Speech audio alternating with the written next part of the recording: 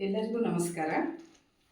ವಿಜ್ಞಾನ ಕ್ಷೇತ್ರದ ಮಹಿಳಾ ಸಾಧಕಿಯರ ಈ ವಿಡಿಯೋಗಳ ಸರಣಿಯಲ್ಲಿ ಈ ದಿನ 7ನೇ ಭಾಗವಾಗಿ ನಾನು ಆಯ್ಕೆ ಮಾಡಿಕೊಂಡಿರುವ ವಿಷಯ ಡಾಕ್ಟರ್ ಕಮಲ್ ರಣದಿವೆ ಅವರ ಕುರಿತಾಗಿ. ಈ ವಿಜ್ಞಾನಿಯ ಬಗ್ಗೆ ಹೇಳುವ ಮೊದಲು ನಾನು ಅದಕ್ಕೆ ಆಧಾರವಾಗಿ ಉಪಯೋಗಿಸಿರುವಂತಹ ಪುಸ್ತಕ ಅಂದರೆ ವಿಜ್ಞಾನ ಲೋಕದ ಜ್ಞಾನ ಕುಸುಮಗಳು, ರಚನೆ ಕ್ಷಮಾ ವಿ ಭಾನುಪ್ರಕಾಶ್. ಈ ಕಮಲ್ ರಣದಿವೆ ಅವರು ಯಾರು ಏನು ಅಂದರೆ ಆರಂಭಿಕ ಕ್ಯಾನ್ಸರ್ ವಿಷಯದ ಸಂಶೋಧಕಿ. ಇಲ್ಲೇ ನಾವು ಹೆಚ್ಚು ವಿಷಯ ತಿಳ್ಕೋಬೇಕು. ಕ್ಯಾನ್ಸರ್ ಅನ್ನೋದು ಒಂದು ಮಾರಣಾಂತಿಕ ಕಾಯಿಲೆ ಅನ್ನೋದು ಎಲ್ಲರಿಗೂ ಗೊತ್ತಿರೋ ವಿಷಯ. ಅದು ಪ್ರಾರಂಭದ ಹಂತದಲ್ಲಿ ಎಷ್ಟು ದೊಡ್ಡ ಸಮಸ್ಯೆಯಾಗಿ ಕಾಡಿತ್ತು. ಅಂಥ ಸಮಯದಲ್ಲಿ ಆ ವಿಷಯದ ಕುರಿತು ಅನೇಕ ಸಂಶೋಧನೆಗಳನ್ನು ನಡೆಸಿದಂಥವರು ಇವರು ಕಮಲ್ ರಣದಿವೆ. ಅವರ ಕಾಲ 1917ರಲ್ಲಿ ಅವರು ಹುಟ್ಟಿದ್ದು. ಆಮೇಲೆ ಸ್ಥಳ ಅವ್ರದ್ದು ಮಹಾರಾಷ್ಟ್ರದ ಪುಣೆ. ಅವರ ತಂದೆ ದಿನಕರ ದತ್ತಾತ್ರೇಯ ಸಮರ್ಥ್, ತಾಯಿ ಶಾಂತಾಬಾಯಿ, ಅವರ ಪತಿ ಜಯಸಿಂಗ್ ರಣದಿವೆ. ಮುಖ್ಯವಾಗಿ ಇವರೆಲ್ಲರೂ ಬಹಳ ಒಂದು ವಿದ್ಯಾವಂತ ಕುಟುಂಬದಲ್ಲಿ ಇದ್ದವರು. ಅಂದರೆ ಇವರು ಅವರ ತಂದೆ ಜೀವಶಾಸ್ತ್ರದ ಪ್ರೊಫೆಸರ್ ಆಗಿದ್ದರು. ಅವರು ತಮ್ಮ ಎಲ್ಲ ಮಕ್ಕಳನ್ನು, ಹೆಣ್ಣು ಮಕ್ಕಳಾಗಲಿ ಗಂಡು ಮಕ್ಕಳಾಗಲಿ, ಅತ್ಯಂತ ಹೆಚ್ಚಿನ ವಿದ್ಯಾಭ್ಯಾಸವನ್ನು ಮಕ್ಕಳಿಗೆ ಕೊಡಬೇಕನ್ನೋ ಆಸೆ ಉಳ್ಳವರಾಗಿ, ಪ್ಲಸ್ ಇವರು ಈ ಮಗಳನ್ನು ಪರ್ಟಿಕ್ಯುಲರಾಗಿ ಅವರು ಡಾಕ್ಟರನ್ನಾಗಿ ಮಾಡಬೇಕಂತಿದ್ರು ಮತ್ತು ಒಬ್ಬ ಡಾಕ್ಟರ್ಗೆ ಮದುವೆ ಮಾಡಿಕೊಡ್ಬೇಕು ಅಂತ ಆಸೆ ಪಟ್ಟಿದ್ರಂತೆ. ಆದರೆ ಇವರ ಆಸಕ್ತಿ ಸಸ್ಯ ಕ್ಷೇತ್ರ ಮತ್ತು ಪ್ರಾಣಿ ವಿಜ್ಞಾನ ಈ ವಿಚಾರಗಳಲ್ಲಿದ್ದರಿಂದ ಅದು ಸಾಧ್ಯವಾಗಲಿಲ್ಲ. ಜಯಸಿಂಗ್ ರಣದಿವೆ ಅವರು ಗಣಿತಶಾಸ್ತ್ರದಲ್ಲಿ ಪ್ರಖ್ಯಾತರಾದವರು. ಅದರಲ್ಲಿ ಅವರು ಬೋಧನೆ ಮಾಡ್ತಿದ್ದಂಥವ್ರು.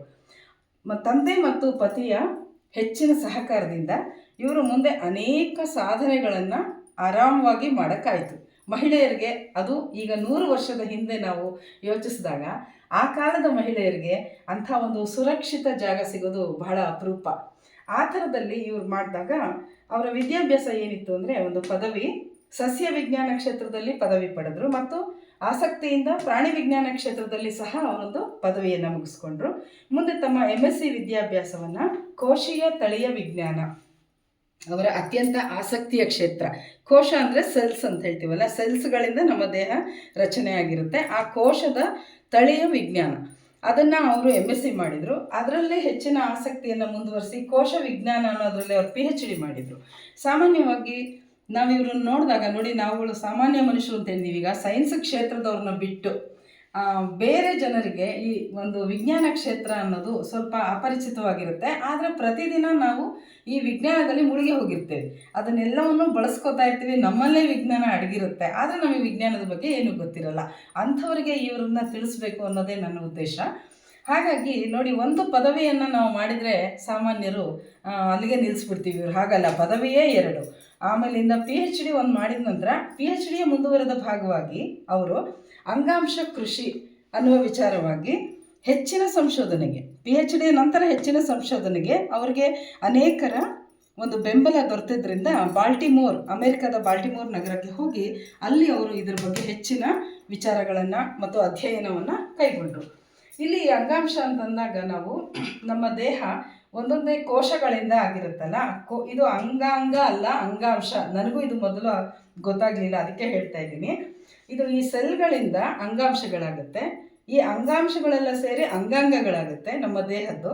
ಈ ಅಂಗಾಂಗಗಳೆಲ್ಲ ಸೇರಿ ಒಂದು ಅಂಗಾಂಗ ವ್ಯವಸ್ಥೆ ರೆಡಿಯಾಗುತ್ತೆ ನಮ್ಮ ದೇಹ. ಅದರ ನಂತರ ನಮ್ಮ ದೇಹ ರಚನೆ ಆಗುತ್ತೆ, ಉಳಿದದ್ದೆಲ್ಲ ಸೇರಿ. ಅಂಥ ವಿಷಯದಲ್ಲಿ ಮೂಲ ವಿಚಾರದ ಬಗ್ಗೆ ಇವರ ಆಸಕ್ತಿ, ಅದನ್ನು ನಾವಿಲ್ಲಿ ಹೇಳಬೇಕು. ಅದು 100 ವರ್ಷಗಳ ಹಿಂದೆ ಅಂತ. ಹಾಗೆ ಅಂಗಾಂಶ ಕೃಷಿಯ ಬಗ್ಗೆ ಅಂದರೆ ಟಿಶ್ಯೂ ಕಲ್ಚರ್ ಅಂತಾರಲ್ಲ, ಅದ್ರ ಬಗ್ಗೆ ಹೆಚ್ಚಿನ ಸಂಶೋಧನೆಯನ್ನು ಮಾಡಿದರು. ಅವರು ಪೂರ್ತಿಯಾಗಿ ಕೇಂದ್ರೀಕರಿಸಿದ್ದು ಆ ಸಮಯದಲ್ಲಿ ಅವ್ರಿಗೆ ಹೆಣ್ಣು ಮಕ್ಕಳು ಸ್ತನ ಕ್ಯಾನ್ಸರ್ಗಳಿಗೆ ಒಳಗಾಗ್ತಾ ಇದ್ದಿದ್ದು ಅವ್ರಿಗೆ ಬಹಳ ಒಂದು ನೋವಿನ ಸಂಗತಿಯಾಗಿತ್ತು. ನಾನು ಆ ವಿಷಯವಾಗಿ ಏನಾದರೂ ಸಂಶೋಧನೆ ಮಾಡಬೇಕು ಅಂತ ಅನ್ನಿಸ್ತಾ ಇತ್ತು ಅವ್ರಿಗೆ. ಆಗೇನು ಮಾಡಿದ್ರು ಅವರು, ಇದು ಯಾಕೆ ಬರುತ್ತೆ ಹೇಗೆ ಅನ್ನೋದು ತಿಳಿತಾ ಹಾಗೆ ಅನ್ನನಾಳದ ಕ್ಯಾನ್ಸರ್, ರಕ್ತದ ಕ್ಯಾನ್ಸರ್, ಇವುಗಳ ವಿಚಾರವಾಗಿ ಅವರು ತುಂಬ ಹೆಚ್ಚಿನ ಆಳವಾದ ಅಧ್ಯಯನವನ್ನು ಮಾಡಿದರು. ಅಂದರೆ ಅರ್ಥ ಈಗ ಅವರ ಕಾರ್ಯಕ್ಷೇತ್ರ ಅಂತ ನಾನು ಹೇಳಿದ್ದೀನಿ, ಇದು ಅವರ ಕಾರ್ಯಕ್ಷೇತ್ರ ಕ್ಯಾನ್ಸರ್ ಬಗ್ಗೆ ಅಂತ. ಅವರು ಗಮನ ಹರಿಸಿದ್ದು ಕ್ಯಾನ್ಸರ್ನ ಕಾರ್ಯಕ್ಷೇತ್ರ.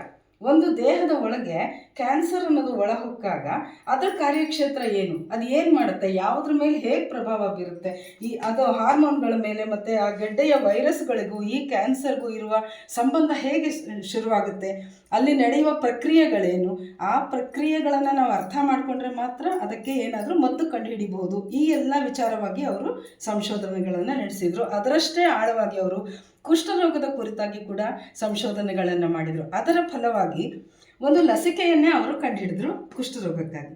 ಈ ಎಲ್ಲ ಸಾಧನೆಯನ್ನು ಮಾಡ್ತಾ ಮಾಡ್ತಾ ಅವರ ಕಾರ್ಯವಿಧಾನ ಹೇಗಿತ್ತು ಅಂತ ಹೇಳಿದರೆ, ಸಂಶೋಧನಾ ಪ್ರಯೋಗಾಲಯ ಬಾಂಬೆಯಲ್ಲಿ ಅವರು ಸ್ಥಾಪನೆ ಮಾಡಿದರು. ಅಂದರೆ ಒಂದು ಪ್ರಯೋಗಾಲಯ ಇದ್ದದನ್ನ ಹೆಚ್ಚಿನ ಗಮನ ಸಂಶೋಧನೆಯ ಬಗ್ಗೆ ಕುರಿತಾಗಿ ಅವರು ಅದಕ್ಕೆ ಕಾನ್ಸಂಟ್ರೇಟ್ ಮಾಡಿದರು. ಹಾಗಾಗಿ ಆ ಸಂಶೋಧನಾ ವಿದ್ಯಾರ್ಥಿಗಳು ದೇಶ ವಿದೇಶದಲ್ಲಿ ಇರುವವರು ಸಹ ಮತ್ತು ಇಂಥ ಮೆಡಿಕಲ್ ವಿಷಯಕ್ಕೆ ಸಂಬಂಧಪಟ್ಟಂಗೆ ಬೇರೆ ದೇಶಕ್ಕೆ ಹೋದವ್ರಿಗೂ ಸಹ ಅವ್ರು ಹೇಳಿಕೆ ಕೊಟ್ಟರು. ಏನಂದರೆ, ವಾಪಸ್ ನಮ್ಮ ದೇಶಕ್ಕೆ ಬನ್ನಿ, ಇಲ್ಲಿ ನಾವು ಇದರ ಸಂಶೋಧನೆಯನ್ನು ಹೆಚ್ಚು ಮಾಡೋಣ ಅಂತ ಮಾಡಿ ಇದನ್ನು ಅವರು ಹೆಚ್ಚು ಬಲಪಡಿಸಿದರು. ಜೊತೆಗೆ ಭಾರತೀಯ ಕ್ಯಾನ್ಸರ್ ಸಂಶೋಧನಾ ಕೇಂದ್ರವನ್ನು ಇವರೇ ಸ್ಥಾಪನೆ ಮಾಡಿದರು.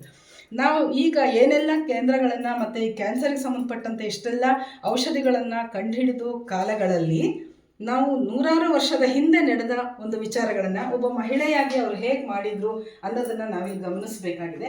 ಅವರ ಜೀವಮಾನದ ಬಹುಪಾಲನ್ನು ಅವರು ಇದಕ್ಕೆ ವಿನಿಯೋಗಿಸಿದ್ದಾರೆ. ಈ ಸಂಶೋಧನೆ ಕುಷ್ಠರೋಗ ಮತ್ತು ಕ್ಯಾನ್ಸರ್ ಬಗ್ಗೆ ಅನೇಕ ಸಂಶೋಧನಾ ಪ್ರಬಂಧಗಳು ಅವರು ಬರೆದರು. ಅದು 200ಕ್ಕೂ ಹೆಚ್ಚು ಇತ್ತು. ಅದು ಅನೇಕ ನಿಯತಕಾಲಿಕಗಳಲ್ಲಿ, ರಾಷ್ಟ್ರೀಯ ಮತ್ತು ಅಂತಾರಾಷ್ಟ್ರೀಯ ನಿಯತಕಾಲಿಕಗಳಲ್ಲಿ ಆಗ ಪ್ರಕಟವಾಗಿದ್ದು ಅದಕ್ಕೆ ಹೆಚ್ಚು ಮನ್ನಣೆ ದೊರೆಯಿತು ಅವ್ರಿಗೆ. ವಿಶೇಷ ಅಂದರೆ ಆಗಲ್ಲದೆ, ಆಗಿನ ಸಮಯದಲ್ಲದೆ ಆ ಒಂದು ಸಂಶೋಧನಾ ಪ್ರಬಂಧಗಳ ಬಗ್ಗೆ ಅನ್ವೇಷಣೆಗಳ ಹಾದಿ ಆಯಿತು. ಆಗ ಈಗಲೂ ಕೂಡ ಅನ್ವೇಷಣೆ ನಡೀತಾ ಇದೆ. ಅಂದರೆ ಅವರು ಎಷ್ಟು ಆಳವಾದ ವಿಚಾರಗಳನ್ನು ಆಗ ಅವರು ಅಧ್ಯಯನ ಮಾಡಿದ್ದಾರೆ, ನಮಗೆ ತಿಳಿಸ್ಕೊಟ್ಟಿದ್ದಾರೆ ಅಂತ ನೋಡ್ಬೋದು. ಇದಿಷ್ಟು ಅಲ್ಲದೆ ಅವ್ರಿಗೆ ಮಹಿಳೆಯರು ವಿಜ್ಞಾನ ಕ್ಷೇತ್ರದಲ್ಲಿ ಹೆಚ್ಚು ಇನ್ನೂ ತೊಡಗಿಕೊಂಡಿಲ್ಲ, ಅವರ ಒಂದು ಸಂಸಾರಗಳಲ್ಲೇ ತೊಡಗಿದ್ದಾರೆ. ಇದು ಬೇಡ, ನಾನು ಮಹಿಳೆಯರಿಗೆ ಹೆಚ್ಚು ವಿಜ್ಞಾನ ಕ್ಷೇತ್ರಕ್ಕೆ ಕರೆತರಬೇಕು ಅನ್ನೋದು ಈ ಮಹಿಳೆಯ ಉದ್ದೇಶವಾಗಿದ್ದು, ಅವರೇನು ಮಾಡಿದರು, ಮಹಿಳೆಯರಿಗೆ ಸ್ಫೂರ್ತಿದಾಯಕವಾಗಿ ನಿಂತು ಭಾರತೀಯ ಮಹಿಳಾ ವಿಜ್ಞಾನ ಸಂಘವನ್ನು ಸ್ಥಾಪನೆ ಮಾಡಿದರು. ಒಂದು 10-12 ಜನ ಸೇರಿ ಪ್ರಮುಖವಾಗಿ ಇವರು ಮಾಡಿದರು. ಆವಾಗ ಏನು ಮಾಡಿದರು, ಅಲ್ಲಿ ಎಲ್ಲ ಮಹಿಳೆಯರಿಗೆ ಇರೋದಕ್ಕೆ ಒಂದು ಹಾಸ್ಟೆಲ್ ವ್ಯವಸ್ಥೆ, ಆಮೇಲಿಂದ ಮಕ್ಕಳನ್ನು ನೋಡ್ಕೊಳ್ಳೋದಕ್ಕೆ ಅಲ್ಲಿ ಒಂದು ವ್ಯವಸ್ಥೆ, ಹೀಗೆ ಅನೇಕ ಅವ್ರ ಸಮಸ್ಯೆಗಳು ಏನಿತ್ತು, ವಿಜ್ಞಾನ ಕ್ಷೇತ್ರಕ್ಕೆ ಅವರು ಮಹಿಳೆಯರು ಬರದೇ ಇರೋದಕ್ಕೆ ಏನು ಕಾರಣ ಇತ್ತು ಅದನ್ನೆಲ್ಲ ನಿವಾರಣೆ ಮಾಡಬೇಕು ಅಂತ ಇವರು ಮಹಿಳೆಯರಿಗೆ ಬೆಂಬಲವಾಗಿ ನಿಂತರು. ಅದು ಬಹಳ ದೊಡ್ಡ ವಿಚಾರ ಆಗಿತ್ತು. ಇಷ್ಟಾದಮೇಲೆ ಇವರು ನಿವೃತ್ತಿ ಆದಮೇಲೂ ಸಹ ಬುಡಕಟ್ಟು ಮಹಿಳೆ, ಅಂದರೆ ಮಹಾರಾಷ್ಟ್ರದ ಒಂದು ಬುಡಕಟ್ಟು ಮಹಿಳೆಯರಿಗೆ ಆಗಿನ ಅವರ ಸರ್ಕಾರ ಏನೇನು ಸೌಲಭ್ಯಗಳನ್ನು ಕೊಡ್ತಾ ಇದೆ ಮತ್ತು ಆರೋಗ್ಯದ ಕುರಿತು ಅವರಿಗೆ ಜಾಗೃತಿ ಮೂಡಿಸೋದು, ಇಂಥ ಕೆಲಸಗಳನ್ನು ಸಹ ಇವರು ಮಾಡಿದರು. ತುಂಬ ಕಳಕಳಿಯಾಗಿ. ಏನಂದರೆ ಇವರು ಒಬ್ಬ ರಾಷ್ಟ್ರೀಯತಾವಾದಿ ಅಂತ ನಾವು ಹೇಳ್ಬೋದು. ಹೇಗೆ ಅಂದರೆ, ಬರೀ ನಾವು ಓದಿ ಎಲ್ಲೋ ಏನೋ ಕೆಲಸ ಮಾಡ್ಕೊಂಡು ಮುಗಿಸ್ಬೇಕಂತಲ್ಲ, ಬೇರೆಯವ್ರನ್ನೂ ಕರೆತಂದು ತಾವೂ ಕೂಡ ತಮ್ಮ ದೇಶದಲ್ಲಿಯೇ ತಮ್ಮ ಪ್ರತಿಭೆಯನ್ನು ತೊಡಗಿಸ್ಬೇಕು ಅನ್ನೋದಕ್ಕಾಗಿ ಪ್ರಯತ್ನ ಪಟ್ಟವರು. ಇದೆಲ್ಲದನ್ನು ಗಮನಿಸಿದಂತಹ ನಮ್ಮ ಭಾರತ ಸರ್ಕಾರ ಅವರಿಗೆ ಪದ್ಮಭೂಷಣ ಪ್ರಶಸ್ತಿಯನ್ನು ಕೊಡ್ತು. ಇದು ಅತ್ಯಂತ ಸೂಕ್ತವಾದ ವಿಚಾರ. ಪದ್ಮಭೂಷಣ ಪ್ರಶಸ್ತಿ ಮತ್ತು ಭಾರತೀಯ ವೈಜ್ಞಾನಿಕ ಸಂಸ್ಥೆ ಇತ್ತಲ್ಲ, ಅದರ ಬೆಳ್ಳಿ ಹಬ್ಬದ ವಿಶೇಷ ಪ್ರಶಸ್ತಿಯನ್ನು ಡಾಕ್ಟರ್ ಕಮಲ್ ರಣದಿವೆ ಅವರಿಗೆ ಕೊಟ್ಟರು. ಇದೆಲ್ಲವೊಂದು ಜೊತೆಗೆ ಜೆ ವಾಟ್ಮುಲ್ ಪ್ರತಿಷ್ಠಾನ ಅನ್ನೋರು ಸಹ ಪ್ರಶಸ್ತಿ ಕೊಟ್ಟರು. ಇವು ಪ್ರಮುಖ ಪ್ರಶಸ್ತಿಗಳು. ಇದಲ್ಲದೆ ಅವರಿಗೆ ಅನೇಕ ಪ್ರಶಸ್ತಿಗಳು ದೊರೆತವು.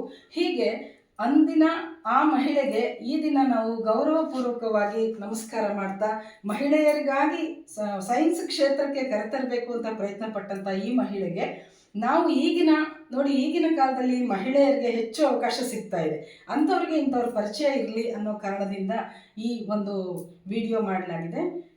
ಇದನ್ನು ಹೆಚ್ಚು ಜನರಿಗೆ ತಲುಪಲಿ ಅಂತ ಆಶಿಸ್ತಾ ನಮಸ್ಕಾರ.